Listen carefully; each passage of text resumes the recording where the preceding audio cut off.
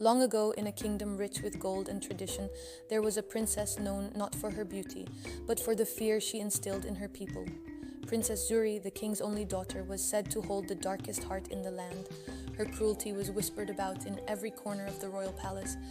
Inside the palace, the servants moved quietly, careful to avoid Princess Zuri's wrath. Her temper was unpredictable, and those who crossed her were never seen again. Whispers echoed through the halls. Some said she practiced forbidden magic. Others claimed she sought to overthrow the king. The king, once a proud and just ruler, had grown frail with age. His heart ached as he watched his only daughter descend into darkness. He knew something was wrong with Zuri, but she was his blood, and love clouded his judgment. One night, a palace guard overheard Zuri speaking in a strange language.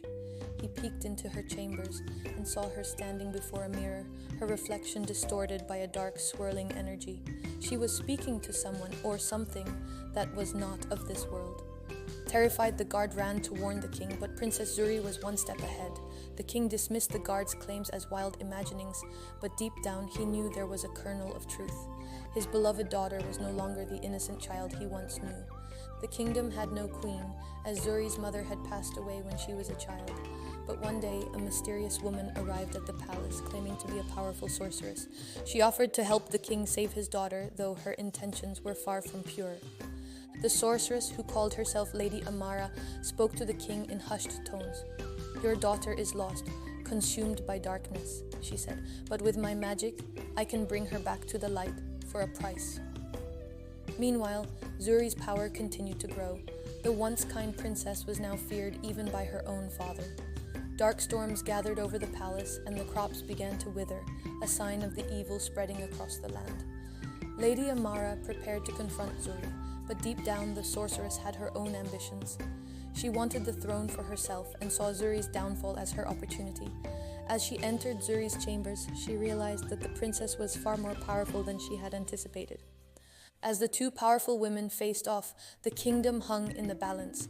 The people of the land watched in fear as the sky darkened further.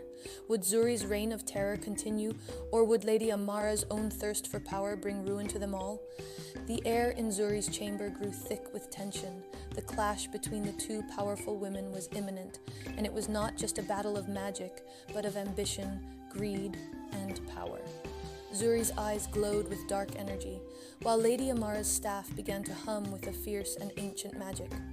As Lady Amara raised her staff to strike, the room began to shake. Zuri, smiling coldly, stood unmoved. She was not afraid, for she knew that her power was far deeper than Amara could ever imagine. With a single wave of her hand, the throne room itself began to crumble, a crack appearing in the very throne where her father once sat.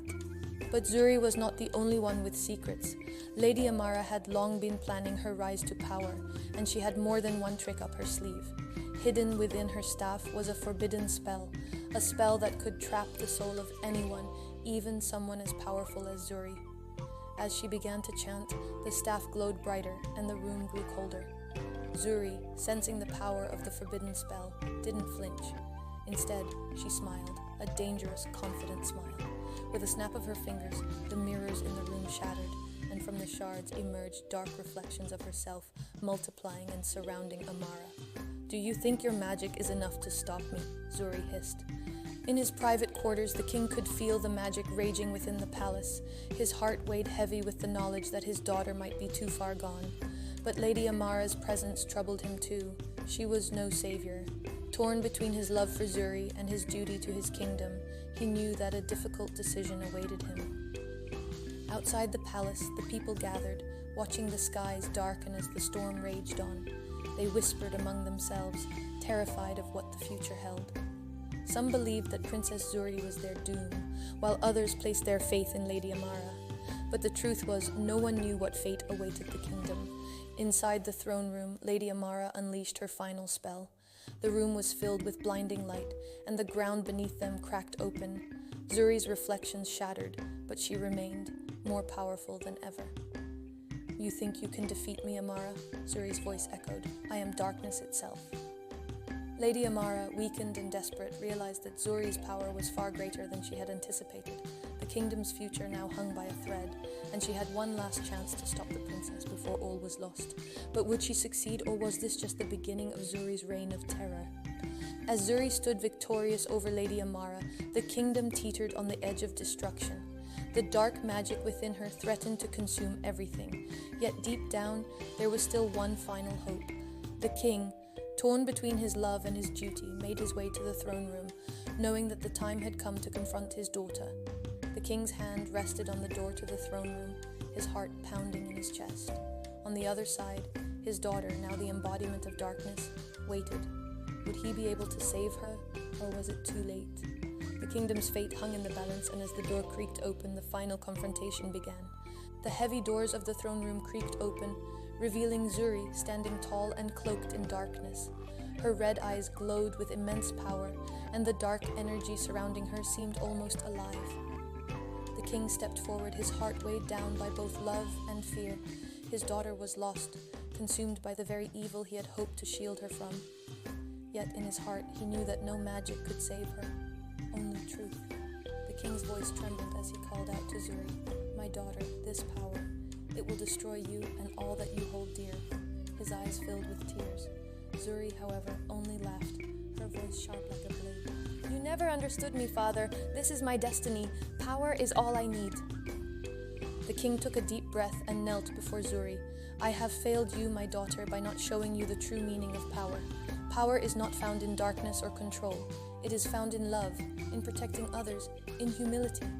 His voice cracked. "I love you, Zuri, and I will love you even in your darkest hour." For the first time, Zuri hesitated. The darkness within her flickered as her father's words reached a place deep inside her heart. But the power, the raw and intoxicating power, was too much. "No," she whispered, shaking her head. "I can't let go." Yet even as she said it, a single tear rolled down her cheek.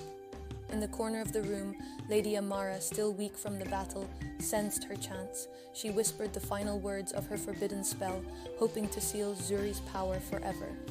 But as the spell left her lips, the dark energy around Zuri reacted violently, lashing out in waves, knocking Amara to the ground. Zuri screamed in agony as the forces within her collided.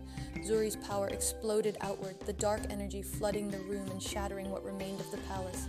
But when the smoke cleared, Zuri was left standing, breathing heavily, the darkness inside her finally subdued. She looked around at the destruction she had caused, the once glorious palace reduced to rubble, and there, amidst the ruins, was her father, still kneeling, still loving her. Zuri looked down at her father, and for the first time, the weight of her choices settled heavily on her heart. She had nearly destroyed everything, her kingdom, her family, herself. And for what? Power. But now, as the echoes of her father's words lingered in her mind, she realized that power without love was nothing. With trembling hands, she reached out to her father. As Zuri helped her father to his feet, she realized that true power was never in the darkness she had sought. It was in the love that had always been there, waiting for her to see it. The throne, the kingdom, the magic, it meant nothing if it came at the cost of those she loved. Her father had taught her the greatest lesson of all.